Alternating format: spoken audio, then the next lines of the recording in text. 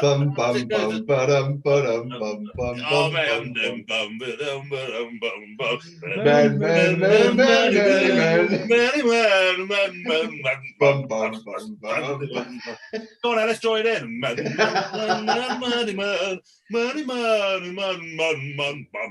bum. Bash Bros. So make sure you subscribe to our channel, Bash Bros, for more content. Make sure you like and subscribe and put those notifications on. Or the booger man will get you. I'm not fucking about. There he is. This meeting is being recorded. That's what she said. That's what she said. Greg, did you Fucking film hell, that? Greg's a lot more attractive on Zoom. She's got a filter on that. Aye, put a filter over it. Greg, did you have a podcast with Josh Maley earlier? It's after this. All right. You got an evening Shit, full we've of got to it. use it all up. Got to use up all the bands so that it's drained for the Like, next I'm tired one. already. It's got no bands. What have I missed out on? Not a lot. Jack was, Talking about injuries. yeah, Jack was late as well, so it was just me and Greg talking shit about people with injuries, which is quite ironic. Johnny's ripped his whole leg off. Still bigger than yours though. Yeah, put them together. Well, that's the bonus about having no legs. You can't injure what's not there. What is dead can never die. That's the rules. I better grab my phone anyway, just 2 secs. Oh, fuck. Dan, how was it training with Rachel the other day? Yeah, she's a nutter. You train hard, yeah? Yeah, she trains hard. I broke her. I mean, I didn't break her, but yeah, she liked it. It was an eye opener. Greg, So- have you ever seen her, Rachel O'Keefe? Have you ever seen anything from Oh, her? yeah. She spawns a bit monster. Yeah. Because well, Johnny, you knew her as well. We knew her back when she was like first show, did a bikini show, and was literally like that. It's And so then- impressive. Yeah, she's stuck on a lot of muscle, like. I saw her in 2018 at the Welsh, and she must have weighed about 4 stone. Because I used to work there, and at the time she was basically eating the same amount as me, and she was eating a lot of food, and she Really literally short, is she? Yeah, she's really short. Yeah, really Yeah. short. Yeah. What's she doing? She's not just competing not long ago. Yeah. Was She it did two bros, wasn't it? She did a two. Yeah, rows, she did the no, 2-bro show.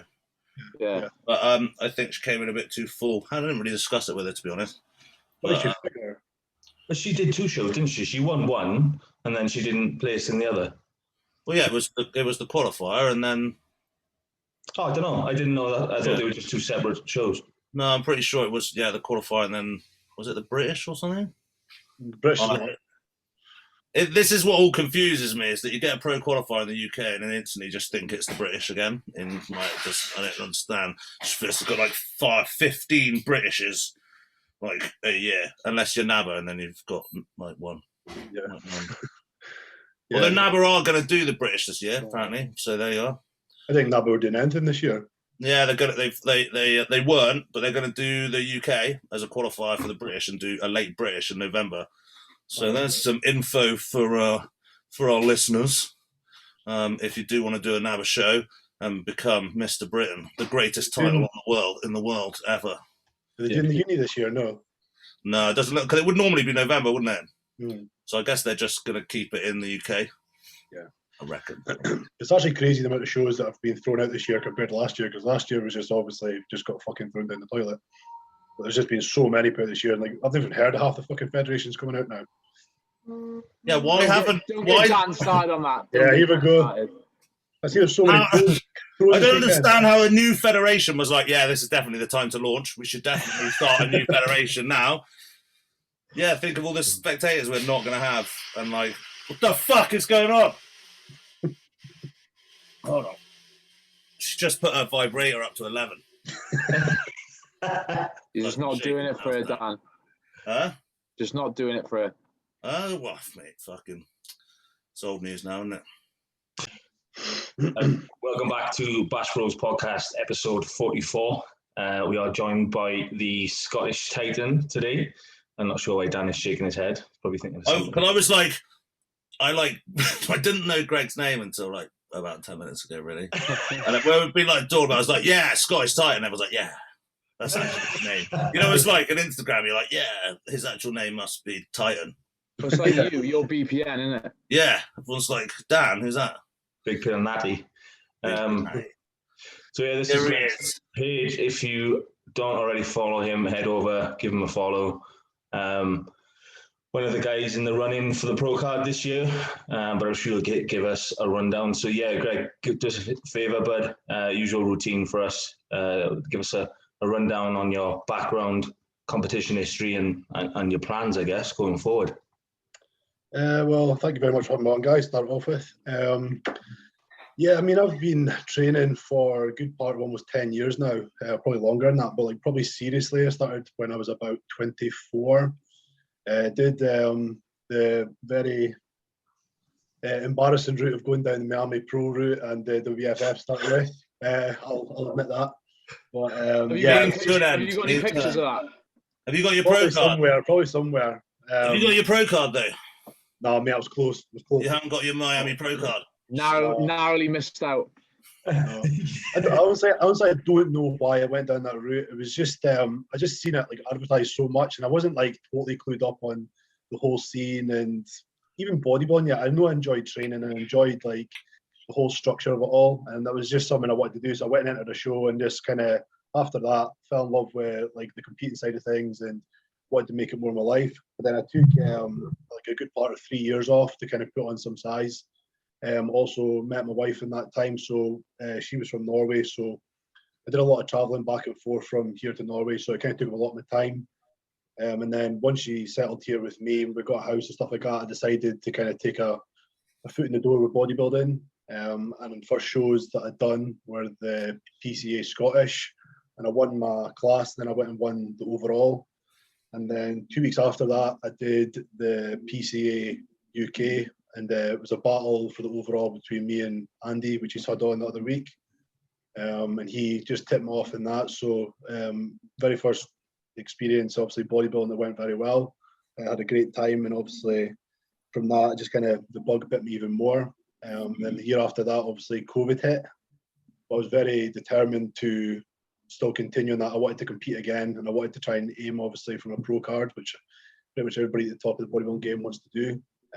So ended up doing the Two Bros British final and got third place there. Not really the result I wanted from it, but from being compared to some of the best in Britain, I think there was like 15 or 16 of us to come away with a third in my first super heavyweight kind of battle.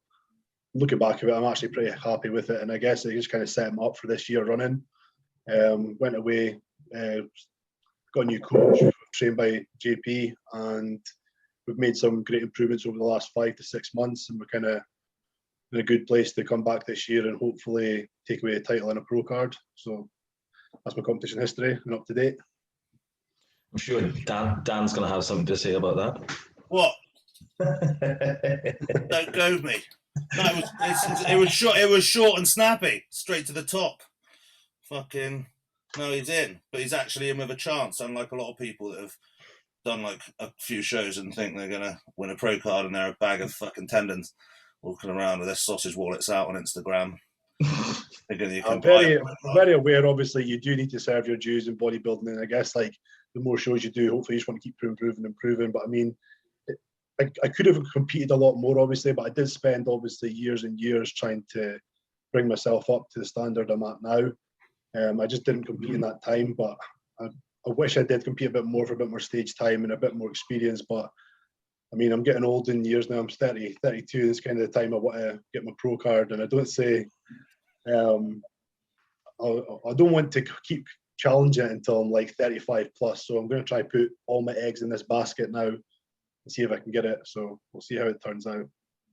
What would you if you so you're saying 35? What happens at 35? Say you get the pro card, you're gonna pursue being a pro?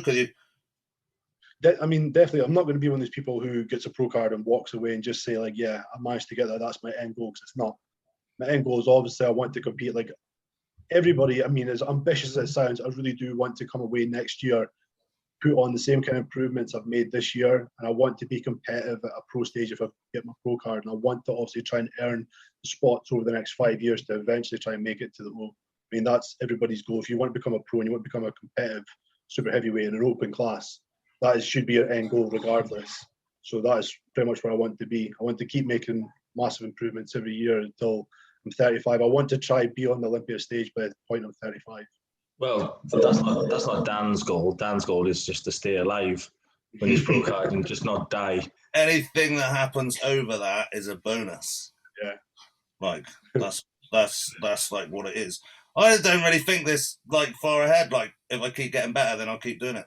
That's like that's as far ahead as I think about like stuff. If I can do it and my body allows me to do it, and I can look back and go, oh, that was better this year. Obviously, everything slows down. Then I'll do it again next year. When that stop happens, when it stops, then I'll stop. And however far it gets, there's no more that I can do. So there's no more that like, oh, I'm saying these things or aiming big. There's no more. I can't train harder or eat harder. There's not a gear up. So we'll just, it's time. The rest is time, and we'll see where it falls. Do you know what I mean? I think everybody's got their own kind of their ages where they really develop the most. I mean, some people are amazing in their younger years and they get into their later years and nothing seems to be changing or adapting for them. But I would say personally in the last year, I've really found my stride and my sweet spot of what I should be doing with the changes I made with JP. This is probably the most progress I've made. So even at 30, 32, I would say I've now took the massive leap in my progress and I've found what works for me. So I'm kind of hoping that progress keeps happening and I've just found my stride now. So I can hopefully by the time I'm 35, I can really keep going. I think after that, as a white person, I don't think I'm going to be making much improvements. I didn't think JP was coaching many people anymore. He's not. No, he's very not really selective, I think, to where he wants to put on. I mean, I seen like when he did post that up, that was pretty much the exact time that I contacted him. He was just kind of letting clients go. And I guess I'm fortunate enough he wanted to take him on. I think he told me he's probably got like 18 to 20 clients now, whereas before he had about 150 plus.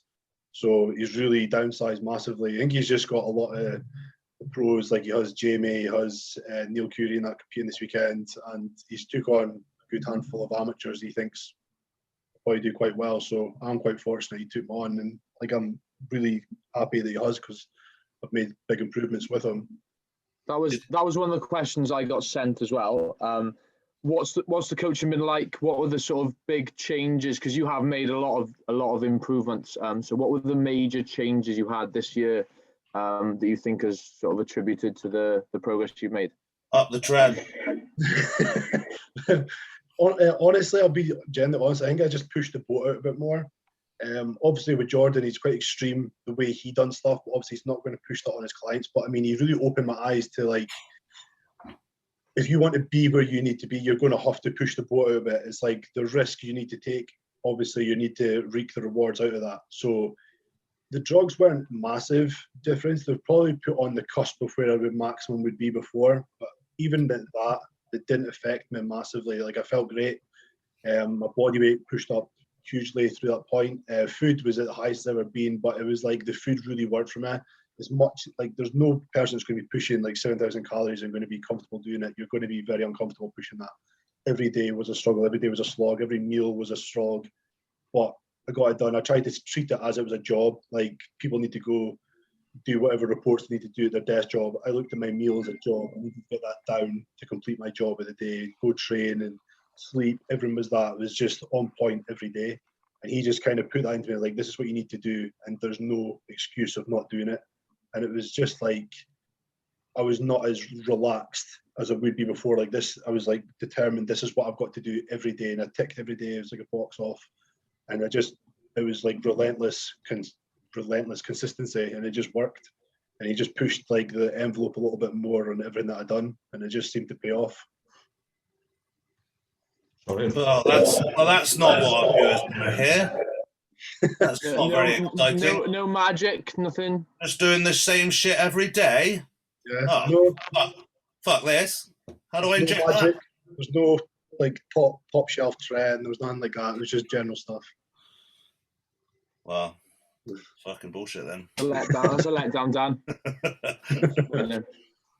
Yeah, unfortunately, that is the way. But like you and Andy, you still train together? Still smash each other to bits? Well, he stays in Glasgow. I stay in Aberdeen. But I mean, we'll have our Silverbacks kind of training sessions we do every now and again, and we've got our podcast and stuff. So we're obviously in contact every day. We're still best mates. Just that we both agreed. Like, obviously, he took a step to go with Patrick from his coach, and he's like, I think obviously, if you want to be at the top of the level, you should try and reach out to a top level coach. And he was wanting to compete this year in the same shows, and we just didn't want to have like coach client competing against each other again. So we both like firmly agreed it was the best decision to make for both of us. And we're both happy we've both done that because we've both progressed massively this year, kind of doing that. So yeah, it was just kind of what we needed to do. But we both still train together and we're trying to get our videos in as much as we can. Oh, it's nice. That was cute. It is nice. They got friends and everything. It's fucking nuts. I remember friends in primary school, just before I took their lunch money, little ginger cunts. I'd love to see an old school picture of you, Dan. I look like I got Down syndrome. So exactly. See with a big curly perm. Exactly the same. Yeah, big ginger fro. Get your mum to perm it before you go to school. That's what I've got. She just did it with a lighter. That's how she cut my hair every morning.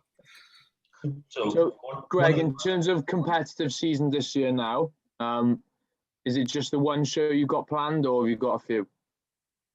I don't really like to have a plan. Like, obviously, my eggs are set on the Arnold. I really want, like, it's great winning your pro card at like a pro qualifier show, but to make a statement at the Arnold is, I think, what everybody dreams of as a pro. That's where you want to win your pro card. Like, obviously, you get an Arnold to shake your hand and you get given your pro card, your status there. That's like, everybody can remember who won their pro status at the Arnold. And I guess that's a dream come true. So I really want to put all my focus in that. There is shows after the Arnold, but right now I'm not going to be booking at them or looking at them. I want to put all my focus into that. But if the stars don't align that day, I will be looking at more shows afterwards, but I've just not looked at them yet. Because Dan, is that the one you're thinking of doing, isn't it, Dan? What?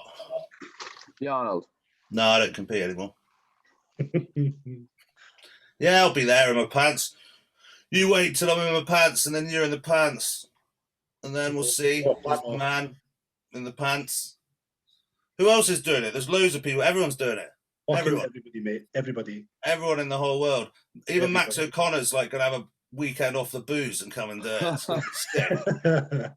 And to be fair, Max O'Connor looked like he hadn't trained, and then he did like a vegan podcast for like a bit, and now he's like massive again. I just shared it, Johnny. Fucking nuts lineup. And then he's massive again. Have you seen the Puerto Rico lineup first? Yeah, cool. Let's just change subject. That's really good for the flow. No, Johnny fucking just put it up. Yeah, it's a great idea.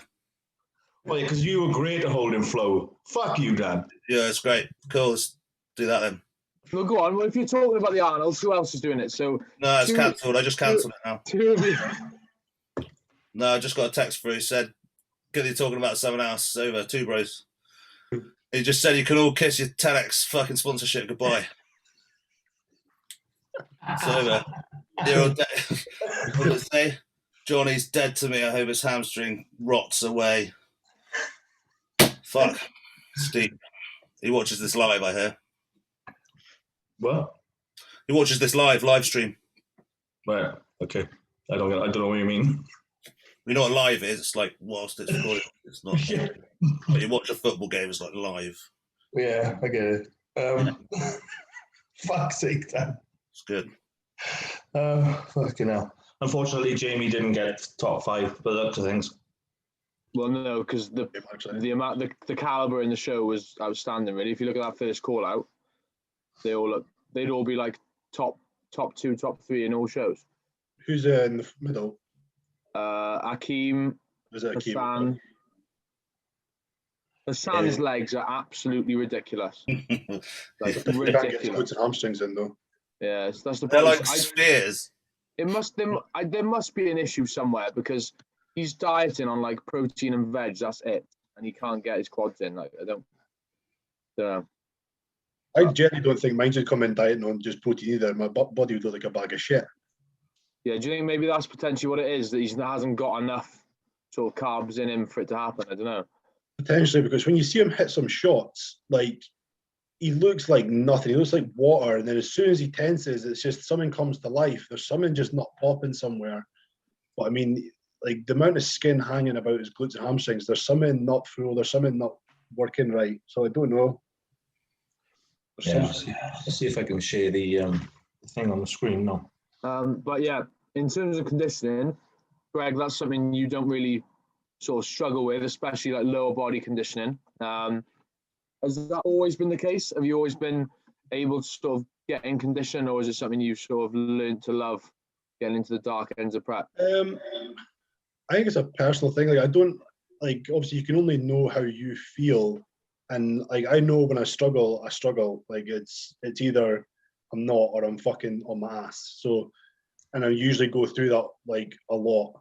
So I know that the struggle is bringing my condition about, but I've never struggled to get into it. It's not like I've really had to go like carb free or anything like that. I usually get conditioned quite well now. I've got quite a detailed physique. I would say, like even Jordan said in my check of the days, like you're so detailed through your muscles, and it's like how we are looking this now. We've not really done anything at all to push the boat out. I mean, I'm still 5,000 calories plus. I'm only 20 minutes cardio a day.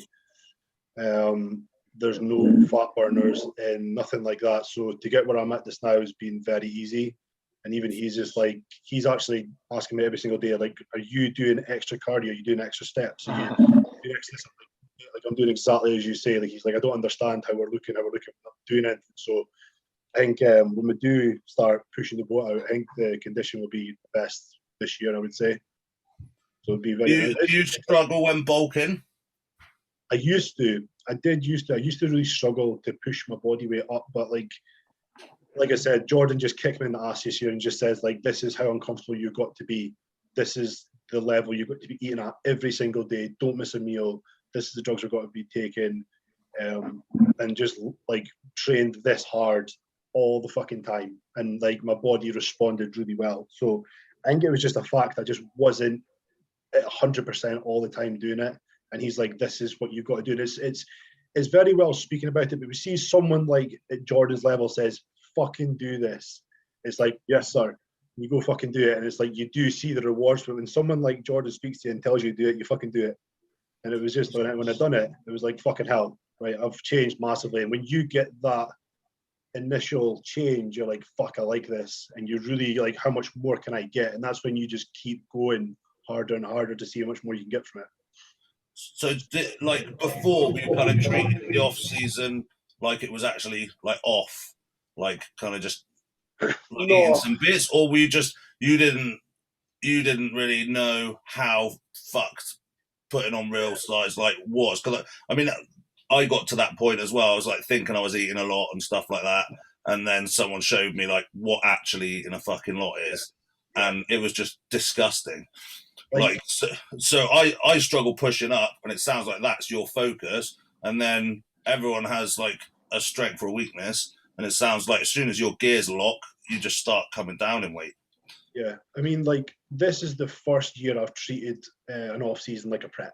Every single day was like a prep. Like obviously when you're in prep mode, you stress about the small sort of things like shit, I'm fucking like 10 grams of chicken down, this could be massive. Like I tried to treat that in my off season every day. So every day was like a prep. I didn't miss a meal. I didn't miss a fucking log in my training session. I didn't miss anything. And that has made such a massive difference this year. And then the transition into prep, how much better I look in the early stages was just massive, and how much easier it has been to come down in weight, and how much like mass I've held, my conditions held, everything's held really well.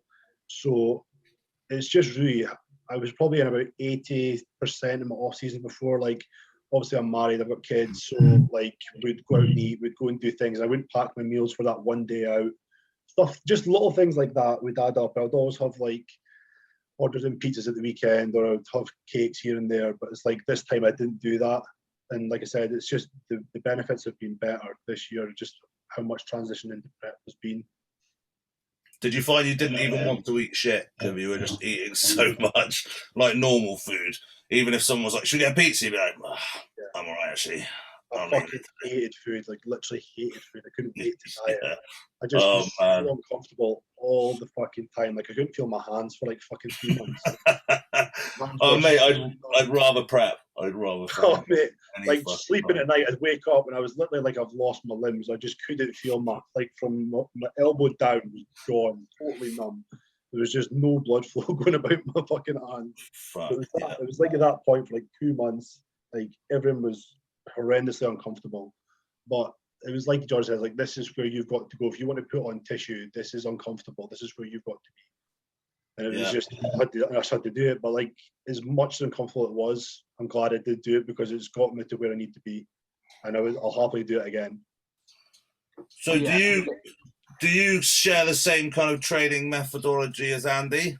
Obviously, when you come together, you train in a similar kind of hit style sort of balls out sort of way. Does Jordan do your programming? Do you now train differently? Well, he obviously trains with Patrick Tours meshes, and Patrick's obviously every train session should incorporate like your high intensity heavy loads. Like obviously the muscle's not going to grow if you're not putting a great stress against it. But obviously, if you look at some of Patrick's stuff, he's quite a volume guy in the sense of like trying to get the maximum out of each set. If that incorporates like doing 4 heavy reps, rest, 4 heavy reps, rest, 4 heavy reps, rest, he'll try and get the most out of that for your metabolic stress and stuff like that. So his training's very methodical and up and down. It varies of how you do it. Obviously, if you know Jordan, it's like sometimes 6 to 8 of fucking balls to the wall. Like you lift that heavy shit. Or then there's some stuff that's back off. This time I've got like some cluster sets and that. So his training's changed a little bit, but Andy's always been like the high intensity trainer guy as well. So when we do get together, it is usually with heavy loads and we both adapt quite well to that. But like I've always been a high load, like a heavy load kind of trainer as well. But this time my precision in doing that has been way more like obviously focusing a lot more in sets and getting my mind right and stuff. Probably a longer rest period so I can actually beat my previous sets and stuff like that. So this year's been a bit different, but much and such the same. Anyone else? So we got a ton of questions, so we'll start getting stuck through them. First one was one we had last week, so I want to go with that one first. It's not the guy who asks the questions, is it? No, it's not that guy. So question, so if there was another sport you would be doing, what would you be doing if it wasn't bodybuilding? That's a tough one. Ice hockey's quite cool. Ice hockey. You can like beat people up and hit them with a stick and stuff. He'd actually suit being a good violent man with a stick. Johnny, I think They've got pads on though, like it's not like a death thing. They'll be fine. Johnny, me and you would say rugby, wouldn't you, Johnny? Yeah, definitely. If it wasn't for bodybuilding, I probably would have carried on with rugby, so it's kind of bodybuilding's fault. Yeah. Are you into sport, Greg? Do you give a fuck about any sports? I like watching UFC and stuff. I do like watching the fighting stuff. I don't know if I'd be any good at it, but I do like watching UFC. But I used to do athletics in my younger years. I was doing athletics when I was 12 till 16. I was in the British squad doing that. So it was like a multi-eventer, so I did everything. And then I kind of just fell out of love with it when I got a bit older and realised that the competition was like an elite level and I just wasn't there. Like I was good, but I wasn't there. Yeah. And I just got into the gym after that and enjoyed like training, getting bigger. Like obviously everyone looked up to Arnold when they were younger, so I wanted to be like that. And I just kind of got better and better at it. And then one day did a show and realised I actually don't look too bad. Fucking dieted down. I'll just keep doing this. And I just enjoyed that. But I really can't think of any sport I would really want to do. Greg, do you ever think? What's that noise? No, do you ever think? Because I thought about this the other day. If you applied the same dedication that you now have to bodybuilding to like the sport that you previously thought that you weren't quite good enough to do you ever think you would have made it? Because I was thinking about that in terms of rugby before, because like I always wanted to do well in it, but I never like believed in myself. I never like 100% committed to it. Whereas I think if potentially if I applied the same sort of drive to it that I do to bodybuilding now, you know, I don't know. Who knows? Wouldn't your legs have fallen off though, Jack? Huh? Do you think that wouldn't your legs have actually just fallen off if you'd have continued to play rugby? Well, Do you reckon you'd make it on the pitch? They'd be like, right, you're on, and you'd be like, wait a minute, I just got to just get this hit back in. 37 minutes later, the whistle's gone, it's over. That was one of the reasons why I stopped, Dan, really, because of injuries and stuff. So yeah, that was a sign of what was to come, I think. Yeah.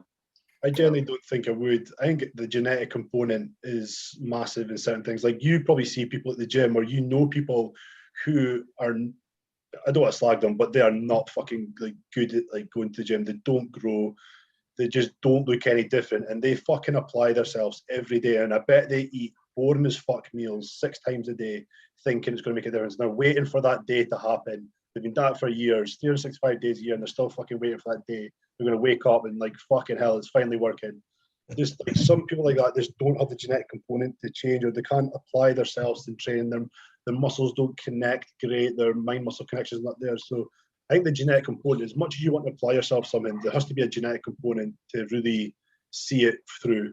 And I just feel like I wasn't, as much as good as I was, like I wasn't Usain Bolt. I couldn't sprint as fast as I wanted to. I couldn't jump as high as some people. And there's just wasn't. Just like him. That's uncanny. What about you then, Dan? Me? Probably ice hockey. Just to hit people. Well, no, I used to play ice hockey for Bristol, and it's the only sport that I was allowed to play as a kid because you could fight each other and hit each other with sticks. And because everyone was wearing pads, no one really cared. So I like ice hockey. I'd like to think that I'd be like a cool UFC fighter, but I just get beaten up horrifically, like real fast, because I'm too big and I'd just be shit at it. And I've got a massive head. It'd be really easy. It's a big target to hit this big swollen vein meat. And I just think it was, you know, so I like that. But yeah, I've never really been into sports. Not really into it, but I do like ice hockey. So you'd make a good character in the WWE. Yeah, but that's not like, I don't know, is that a sport? It's like... So the second part of this question is a sport that you might like. What would be your ideal porn to masturbate to? What do you mean would be? What it would be? In what scenario? Like, well, that's how he worded it. I'm just reading it. If you were an Eskimo. Well, Dan, for your job reasons, suggesting that if you were to watch porn, yeah. Category? I mean, I just probably shouldn't answer the question anyway. Just trying to save you. Like, let's be honest. But you're going to anyway, because you always do. Yeah. If you were to watch I feel like I shouldn't go first, though. It's probably because it's midget porn. I shouldn't go first. I don't know. I think that the random button is a great feature. Oh, that was a cop-out. I think, well, because then you like, you know, you press random and you're like, I didn't even know that was a thing. Do you commit to banging out to that then, or I think, like, regardless of what comes up? I think once you've got that far and you're committed, do you know what I mean? Like, you're raring to go. It's whatever turns up. It's the thinking about it afterwards that gets you, isn't it? You're like, what have I done? And it's still playing in the background, and you're like, don't look at it. Don't look. It never happened. And then you go and have a sit-down wee, and it's like, it's okay. It's not real. It's not real. So, Greg, answer the question, pal. What's your favourite porn? What's that? Say the question again. So, just listened to my answer and was like, "What? Was it a question?" So I'm thinking like Dan Search, like large bald man gets wanked off by 2 hairy feet. Yes. Yeah. So basically, what would be your favorite porn to wank to? What is the favorite? Oh, obviously, everyone's got a favorite porn. Probably just MILFs with massive tits. Solid. Yeah. Standard. Can be a good one. Squirt in for me. Yeah. Yeah. Straight out. I like it. Okay. Not even like you didn't have to think about it. That's squirts for me. Yeah, that's what I click on every time. No, that's fair enough. Jack, what's yours? Brokenhips.com. Pelvis shatter. Disabled body. Disabled, is it? disabled bodybuilders. Is that what you said?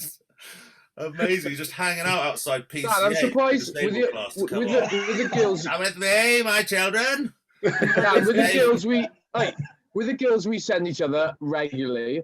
I'm surprised. I don't know what you're talking about. I don't know what you're talking about.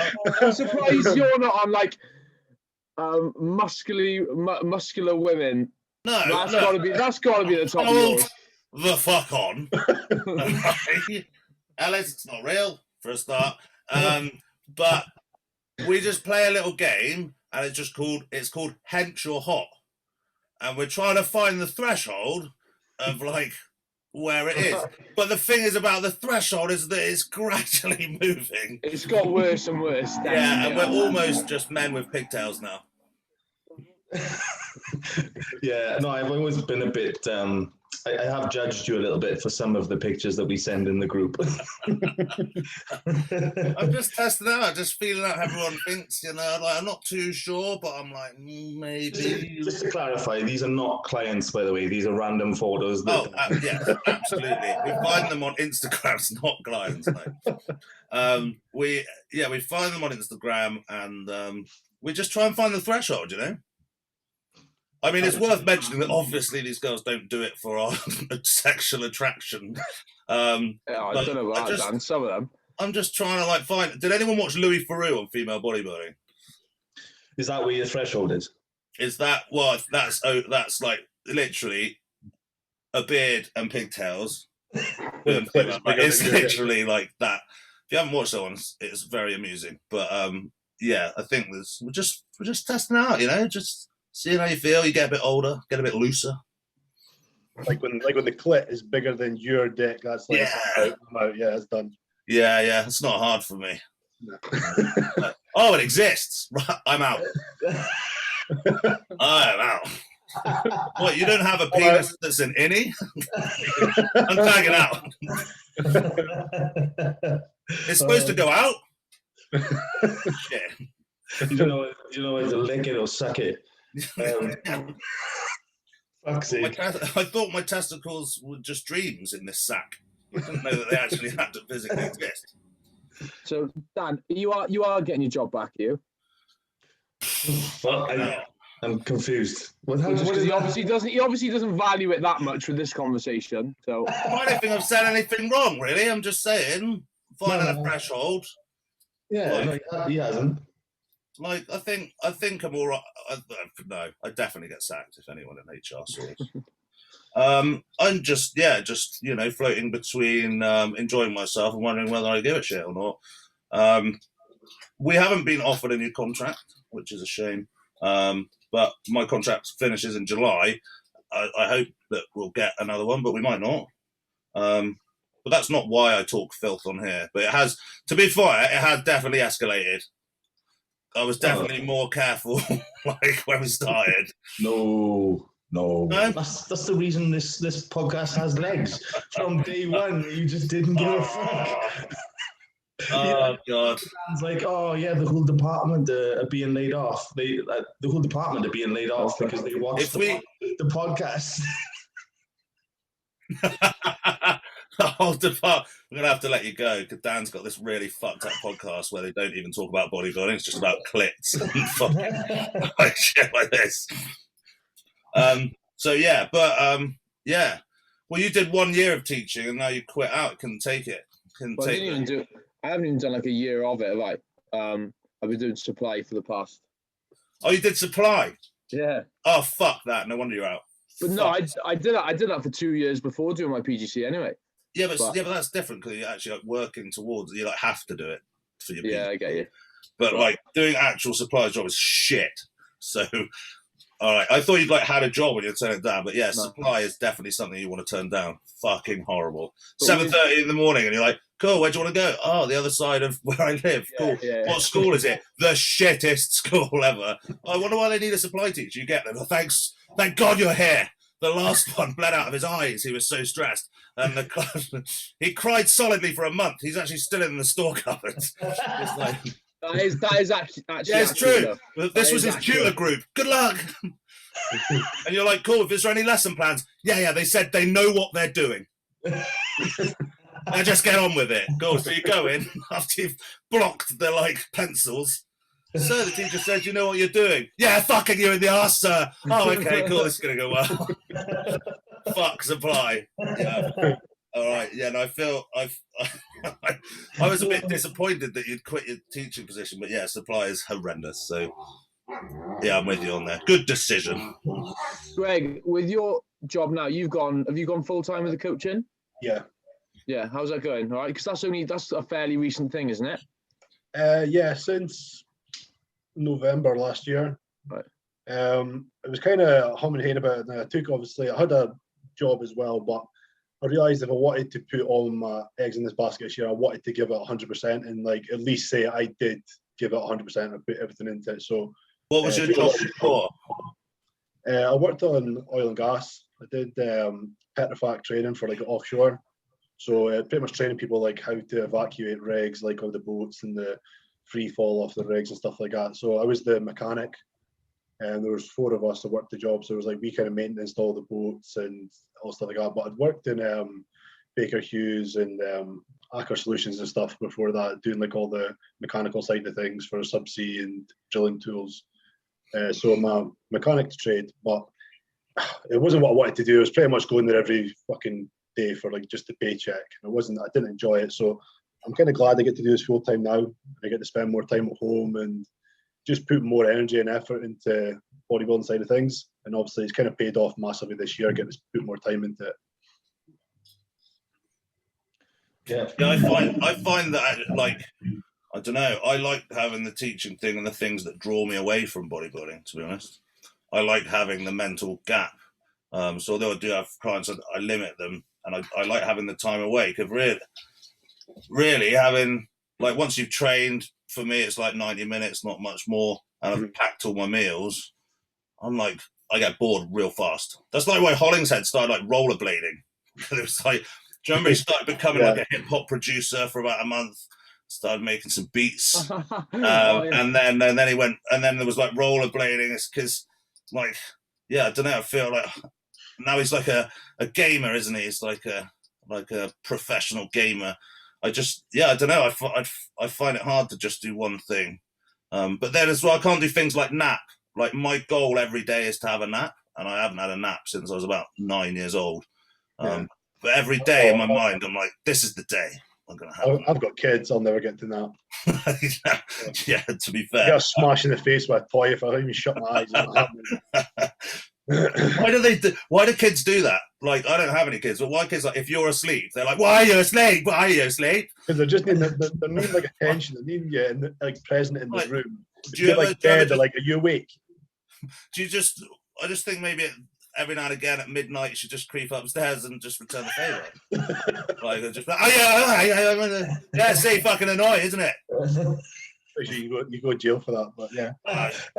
You don't have to beat them. It's just you'd be a great parent. I think they're actually just checking to see if you're alive. It's shit, is Dad dead? Whack. Oh, no, is that right? If I jab this pencil in his eye, we'll definitely know. Yeah. My son's horrendous for hooking you in the eye with his finger. He's he grabs your eyeball in the socket.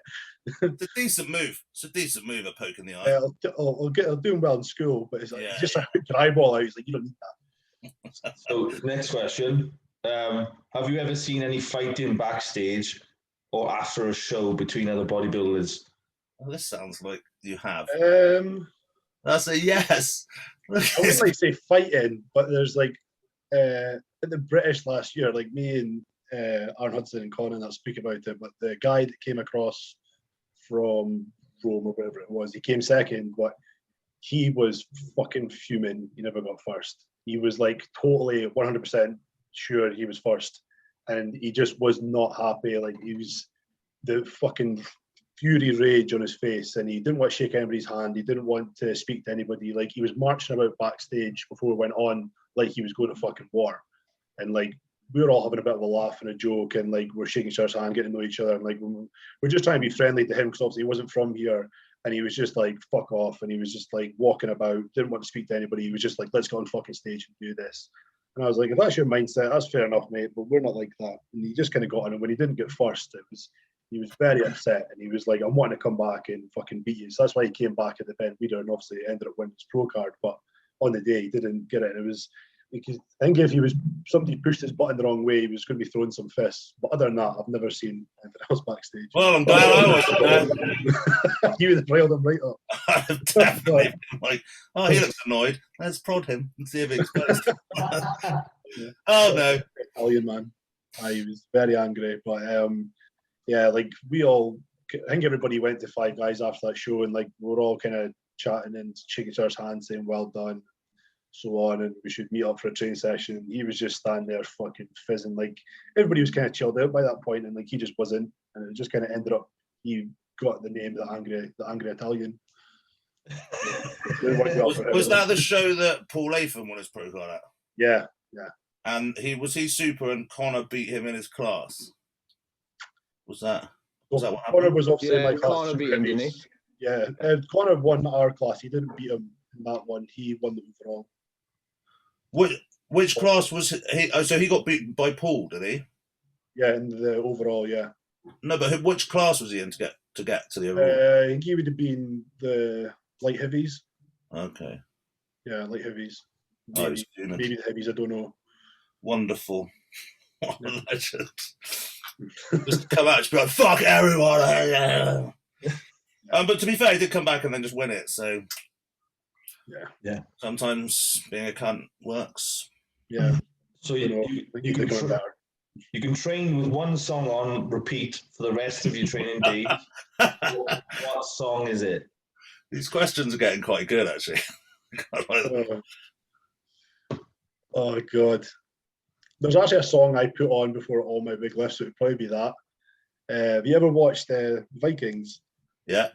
You ever hear the battle song they put on? Don't know. It's one of them things where you probably don't notice when you're watching it. Before pretty much every battle that we go into, there's a song to put on, and it's like, what's it called? It's like pretty much they're singing their way into Valhalla. I put that on before every time I weighed it, but if it totally just zones me, it gets me in the zone for some reason. So I always play that, but I'll try and find the. Johnny, insert clip here.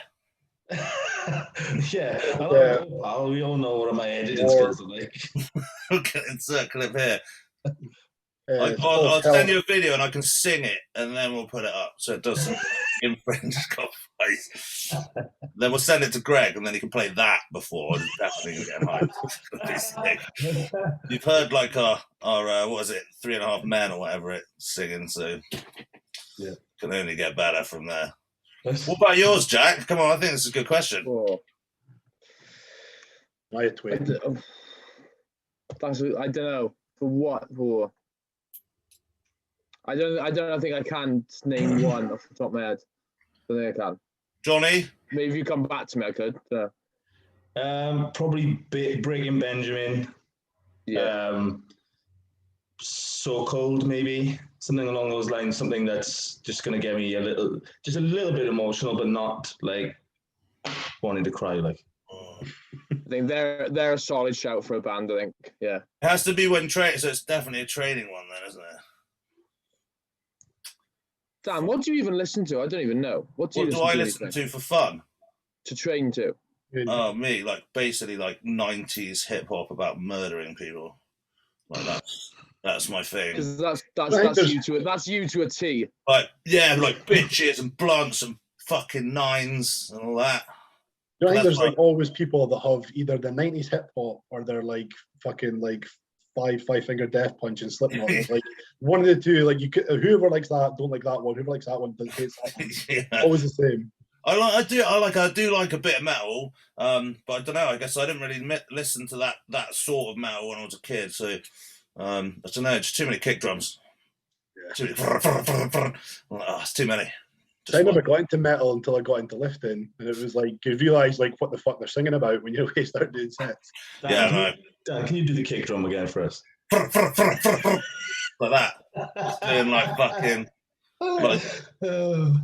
Yeah, they're just too many kick drums. I don't know the fucking answer. I actually don't know the answer. Maybe I just picked Free by Leonard Skinner. just because it's really long, it has little bits in it, has the sick guitar solo. So, just to bring the note down a little bit, that was my father's funeral song. It's a banger of a tune, so don't worry. It is a fucking tune. The solo, it's like a 9-minute guitar solo at the end. Yeah, fucking right. Okay, so this next one, there's like 6 questions within one. So the first one is when to refeed on a cut. Then is how many times does each cast member piss every night? What's your BMI? What's your favorite cheat meal? Do you get, I don't know, stinger when leaner or strong? I don't know. Stronger, yeah. Is cream of rice a psalm? These are fucking good. Depends what you season it with. Depends what you sprinkle on top. Well, that's the thing. I still can't eat cream of rice. It makes me gag.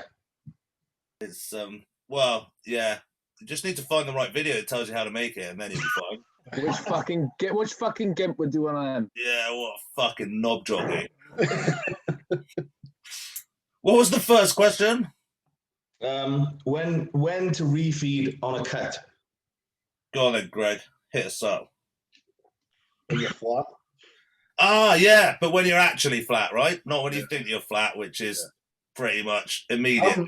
I'm very telltale when I'm flat. Like, my body just washes the fuck out. You can't see anything. And it's literally like, I go from like detailed to fuck all. And it's like, I need to fucking feed after that. Like, my body's very like clear about when that needs done. But like, obviously a lot of people, the performance goes down, their appetites sometimes, stuff like that. Just kind of, the whole body just gets thrown off. They really need to refeed.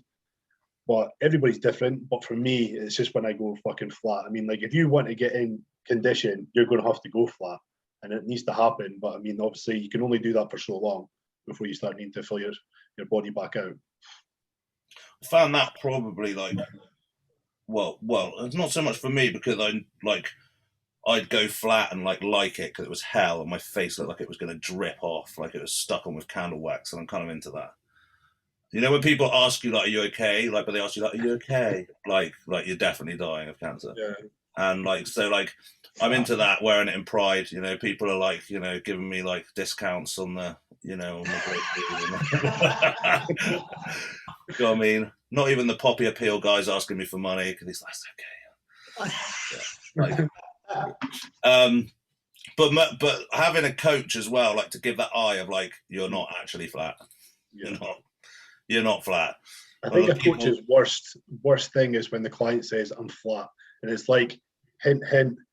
It's yeah. Oh, fuck off. I think I'm flat. I don't get it. I was like, that's good. That's where you need to be. And they're like, oh, fuck.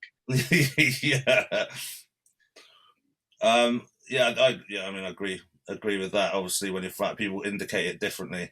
I don't lose the detail. I kind of try to explain it like I'm like a bit of a saggy layer over me of just like, the skin's just a lot looser. Just like it looks like even more ill than normal. You go from like okay to OAP skin. Yeah, I think the answer to the question is probably when's the best time for a cheat meal? Probably later than you think it is. Yeah, that's probably the advice. Okay, so I can't remember the next one. How many times does each cast member and guest piss each night? See, I was thinking like, what do they mean, cast member? Fucking, and I was like, oh, we do a show. It's a thing. But she's not just chatting shit. I was like, what fucking cast member? I remember that. That's nice. Makes us feel like we're actually doing something in real life. So, fuck. I don't know. Maybe 4 times. But when I get 4 times a night, I have a piss. Yeah. I'm 2 to 3. No wonder you don't fucking sleep. Fucking hell. Well, mate, don't you drink any water? Try and like drink. No, you cut it off before you go to bed. Drink sweet water. Oh, cut it off, fucking. Well, I'm the one not getting up 4 times a night, Dan. So you can have a fucking time. Oh yeah, I just want to dry like a prune. I just enjoy my brain dry like a prune. I like to drink. I like to snap off my urine when I wake up in the morning. There's little greasy icicles that I can eat. That's like I'm so dehydrated. Little spoons of candle wax, just like ejaculate coming out. So, like, to be fair, I'd probably wake up anyway, and then I have this thing where I can't fall asleep if I think I need a piss. Yeah. So, like, I'm like, oh, I think I need a piss. I better go and have a piss, otherwise I might need a piss, like, later. So I don't know which really happens, whether I need a piss and then wake up, or I wake up and then I think, I better have a piss. So, you know, chicken and egg scenario is quite confusing. And then I have to figure out, do I disconnect the tube from the mask, or do I actually take the whole mask off to go and have the piss? There's a lot going on. And Alice did say the other day that I just woke up at 6 a.m. and just was half asleep and just pissed all over the cabinet under the sink and nowhere near the toilet, and then just like left. I don't remember doing that, but it was like nowhere near. She was like heard like on the wood, and then I went back to sleep and she looked in and I just, none in the toilet, just pissed all over the cabinet. So what you said? So Jack, you have no pisses in the night? None? I have one. One? Yeah. Only allowed one piss? Yeah. One. And I'm a one piss, one stop. How many milliliters is it? Oh, no. Jack, blatantly, you measure your piss because you're natty and you haven't got enough to talk about. So you're like, can't talk about drugs, I'm going to measure my wee, like this, I'm going to do fucking, like a blood glucose so calculator. I can consume it afterwards, that's fine. Oh, that's nice. Yeah, that's good. Piss retention. Piss retention. Oh, mate, you could definitely sell that along with your video human rights. Just as useful. Did you see they were doing jizz retention before? Did you see all that? I saw that. Have you seen that? I did see that. I tell you who else I saw it was, do you remember that bodybuilder called Rosie Rascal? Yeah. And she was like, was all in about Rosie Fruit Loop. She was all about holding in the orgasms. She's like, I'm gonna hold them all in so that I can just use them in everyday life to like energize myself. And I was like, that sounds like a disaster waiting to happen. Giles Thomas obviously wasn't a good shag. I don't know who Giles Thomas is. Yes, you do. One of the like main reporters for MD. Oh yeah, the little weedy looking one. You definitely do, Dan. No, but she got a Spanish lover. Yeah, one. Which just made me, I don't know, when people say I had a lover, it just makes me think that they're just a bit old and probably shouldn't be having sex anyway. I have a lover, me and my lover, and I'm like, ugh. Put it away. I don't know why it makes me feel like that. It's like when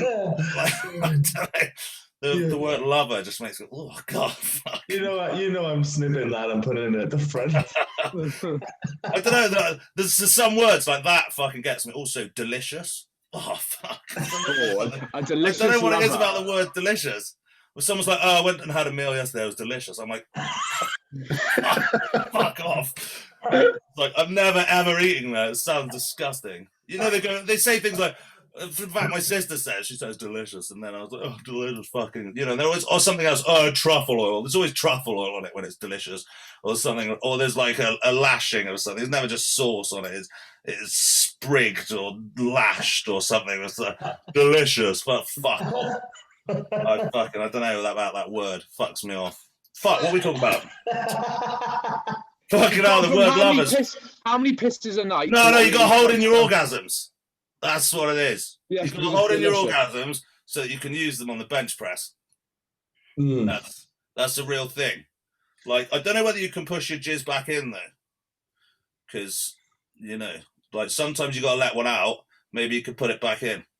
You could like do it into like a syringe and then just like come on in a nut. Is that a thing? Don't know. Prostate. I was taking that journey with you then. I just my brain was just going, yeah, this is fine. And I was like, Dan, you joke about that, but that's actually just reminded me. Someone did that before and injected semen into them. What, their own or someone else's? I can't remember whether it was their own. Oh, it's important. It's important. Well, really, is it important? I don't think I'd inject anyway, myself they with did it, and it got like shit. They did it, and it got like infected because I imagine it probably did. I don't think they did it. They did it intramuscularly, I think. What, muscular testicles? No, so they injected into a muscle, and it got like infected because it didn't like move. So, yeah, I imagine it wouldn't. It's not an oil. Yeah, it's. I mean, it's not an oil. What is it? Is it water-based? I don't know. I only know that because of a podcast, I swear. Mine smells like battery acid. That's all I know. Dan's is like dust. Yeah, it's just screams of ghosts. Of children that'll never be made. Fuck's sake. Oh, let's move on to the next question. Yeah, good plan. Good plan. Oh, hold in your orgasms, guys. What's your BMR? But I don't really care because we're all going to be at the wrong end. What's your favourite cheat meal? Burger. Burgers, yeah. I'm team burger. When I actually have one, but Yeah, Jack doesn't have the least amount of cheat meals anyone I've ever met.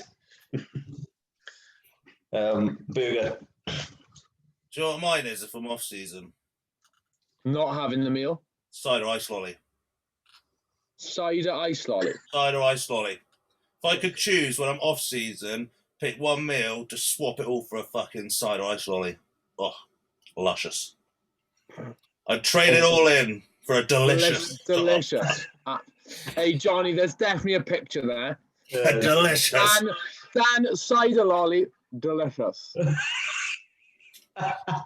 Yeah, I mean, but then on prep, I don't have cheat meals anyway either, so I don't really give a fuck about cheat meals. You know, when you're so far deep, you like dream of a potato with like rice in it, and there's like sprinkles of like pasta on top, and you're like, imagine what I'd feel like in my stomach. I'd feel like I wasn't gonna throw up with hunger. Like that would be amazing. You know, like that's like, and you dream about it. Or have you ever like dreamt that you've like cheated on your diet? And you're like, no, and you wake up and you're like, did I eat it? You're like, hang on, and then you're like, oh, it's okay, it's only a dream. I thought I'd ruined my diet. I think you'll get them in the depths of prep. Yeah, you've like dreamt that like you measured your oats wrong and they were like 55 instead of 50, and now everything's fucked. You wake up and you're like, no.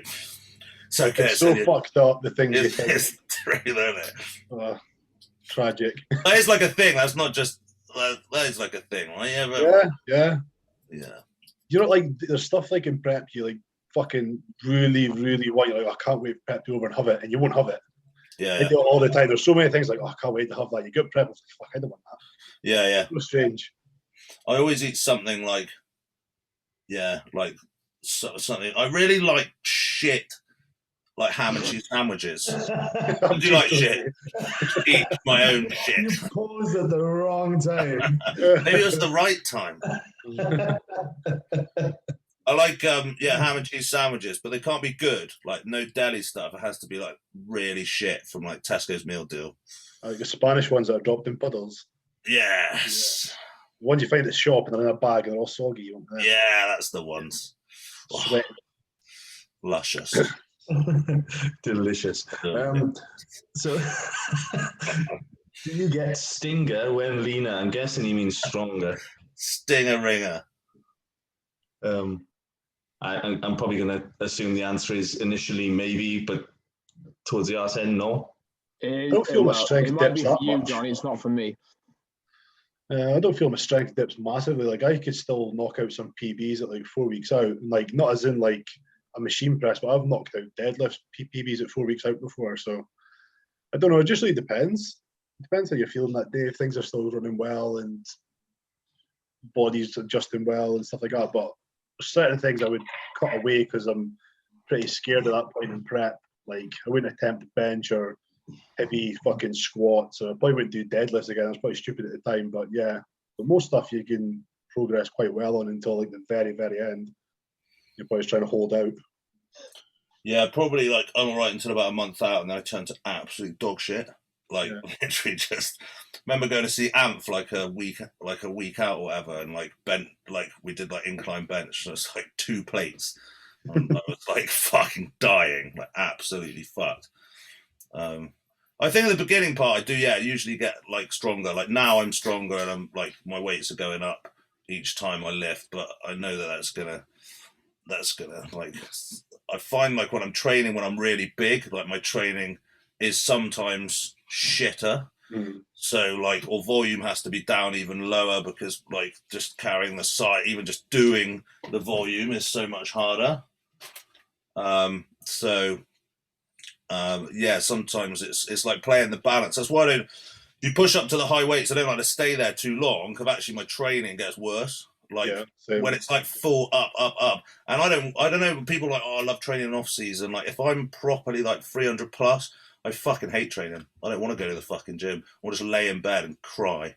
Like that is literally it. And also you go to the gym and you're like, the only thing I can think about is I've got to finish the session fast because I've got to eat another fucking 5,000 calories today. And like, so you don't want to like stick around in the gym. You should fucking do it and get home and like eat as fast as you can. I fucking hate that. Yeah, my training was really suffering towards the end of pushing up when I was at like 128.5. Like my training was really suffering. Like I couldn't, especially like my deadlifts and over like heavy 4 reps. My gas I couldn't get the air in me because I was just bent over and I wasn't getting enough air in to actually do the reps. And as soon as I dropped like maybe 2-3 kilos off me, I felt like a fucking brand new person. I felt like I could do fucking CrossFit. I just felt like massively fitter. You find it's ridiculous, like the difference of what like 3 kilos could do to your performance. Do you find your blood pressure actually drops as you stand up with a bar? I did a push the end of last year, and I don't push very often. I never have really, but I thought I'd have a little go at pushing, and I pushed my food and everything. And I found that when I was bending over to strap in, my blood pressure would rocket up. I'd stand up, and a bit of colour would come back when I stood up with the bar at the complete wrong point. I just couldn't get my shoes or socks or anything on. Like even try to pull my boxers up. So I wear like the lycra boxers, and see try to get them up like past my arse. The sweat was running down my back. So I'm like kind of trying to tug. I'm like, holy shit! I take a little breather after every piece of clothing I was putting on. And then my socks are just a no-go. I've got like a fucking 4-foot shoehorn at the door, so I just put all my shoes on with that because I can't bend over. I was just getting up where I could do anything. I remember the socks was like, if you can't do it in one breath, it's over. That's a no-go. You have to do it in one breath, otherwise. I remember trying to like loop them on, and if I couldn't get them, I fucked it. I was like, literally, it gets like 3 attempts, and then that's it. It's no socks today. It's like a fairground. It's like catch the toe. You catch the stump. I was getting the point. I was like, fuck this. I just get my wife to put my socks on. Just could be asked. Yeah, I can. Yeah, that's nice of her. I don't think I'd actually. I think I'd pull that off. Hi, Alice. Can you fuck off? Okay, thanks. You don't even know what it is yet. It'll be something stupid. Oh, it's your own fault that you're fat. Yeah. That's fair. That's fair enough. Is cream of rice a psalm? 100%. Yeah. It's as useful as the other psalms, I think. Well, yeah. On that wavelength. Who do you think is going to come second behind BPN at the Arnolds? That's the question. That's the question. Alan Buckley. Good old Alan. Cash is in the post. I win second place as well, though, because if Alan likes me that much, I think I should have all of the top 3 spots. So another one, Craig McCrack. I don't know. Craig McCrack. That's not a real name. McCracken, Jim and Pooch. Does Jack regret the now infamous Crygate? The infamous... Was that set again? Crygate during his set. Crygate. Crygate. Just tell him to run down my channel. That's all I need to say. I don't even know why that's funny. Well, what? Because I can lose my shit and smash out a set that he'd never be able to do. Are you telling us that you put it on just to get followers? What? Put it on to get absolutely rinsed by everyone on there? Absolutely grilled. Well, it worked for Ryan Crowley. So. Oh my god! You know what it's like these days on social media. Jack snaps so fast, it's fucking amazing. It's just no, because there was no even warm up. What? So I could fucking lift more than you could ever do in your mum's dreams. Fucking yeah. Amazing. Fucking doesn't take much, does it? Fuck me. So is the answer no? You don't regret it? No, it's got a decent amount of views, mate. Just do it for the class. That's shittest response. Move on. That's horrible, Jack. You could have said anything else.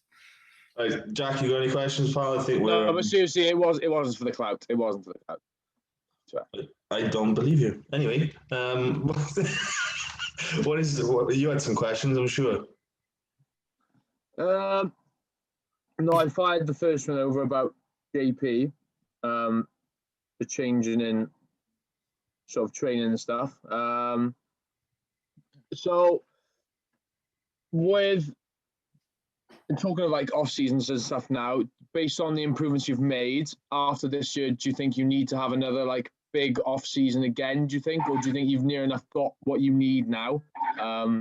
It's more just about maybe minor details and stuff. And if so, what do you think those sort of minor improvements you need to make are?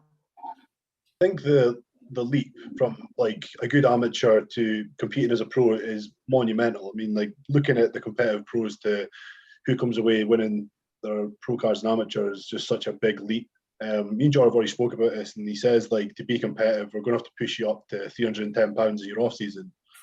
So I mean that's going to be like another 10 kilos added to what it was this year. So it's going to be a big leap. But I mean, we went up to 128.5 this year, and like last year, the heaviest I was at was 121.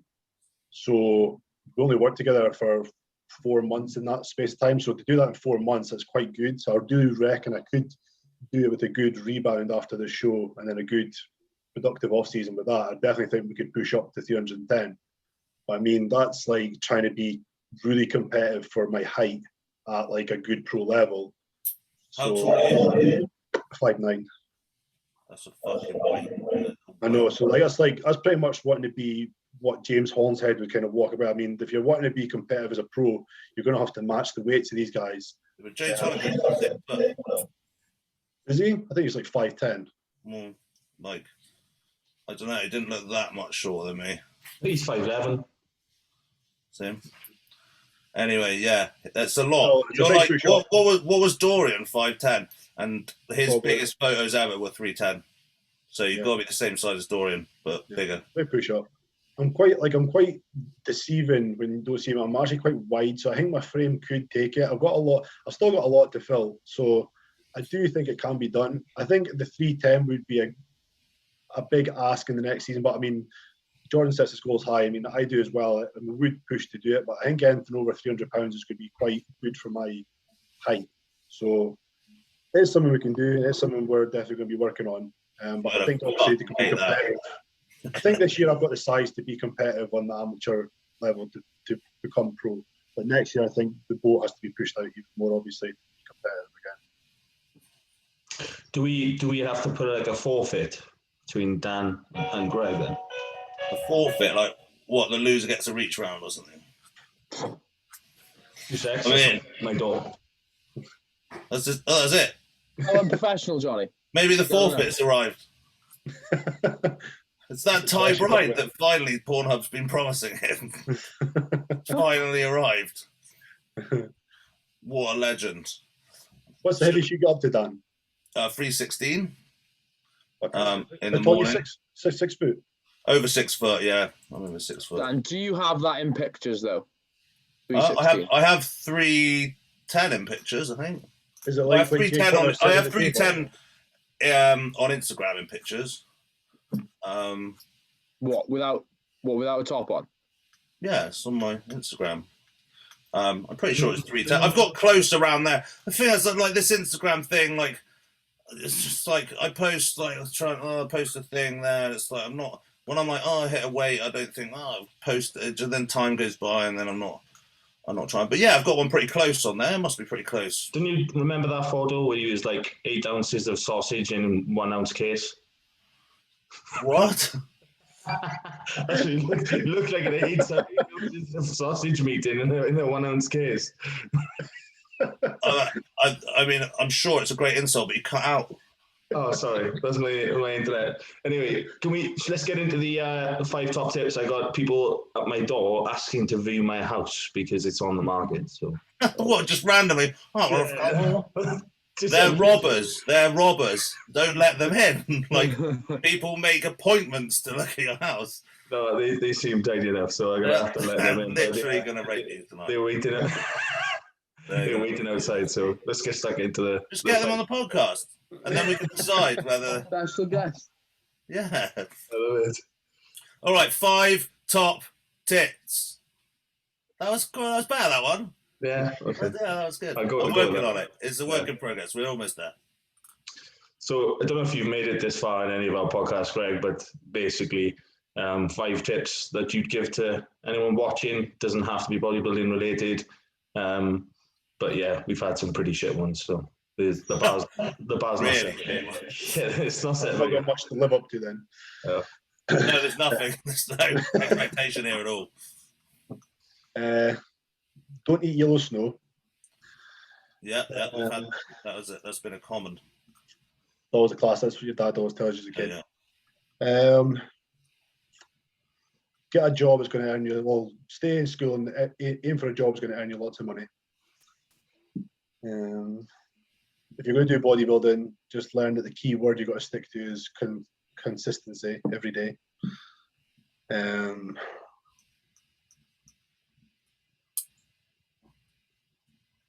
Fuck, this is hard to be put on the spot. Yeah, I know. We did try and do it to ourselves once. It was horrendous. There was 4 of us, and we couldn't even think of 5 between us. If you're going down the bodybuilding route, always try and get advice off one trusted person, not many. There's a lot of different things. And even if the other person's good, pick the person you respect the most, so you want to take advice from the most and only listen to them. One more. Don't ego lift. If you're going to go in the gym, go and do it properly. Go through the motions and learn to lift the weights correctly before trying to put on massive poundages on the bar. Do it correctly and build up slowly. So they started really badly, but you finished strong. Good. Yeah. Yeah, like that. Definitely good. Definitely. Well, look, Johnny's kind of got to rush off then, so we're going to fuck it off. Well, we're an hour and a half in, so I think we're good to go. To be fair, no one's watched this far yet. I've watched the analysis. No one's here. This is just us on our own. It's just us. On that bombshell. Hadouken. Right, thanks, Greg. All right, thanks for coming on, Greg. Thank you very much, boys. Thank you. All right, Peace out. take it easy. Yeah. The gents. Get me on your fucking podcast. You're on next, mate.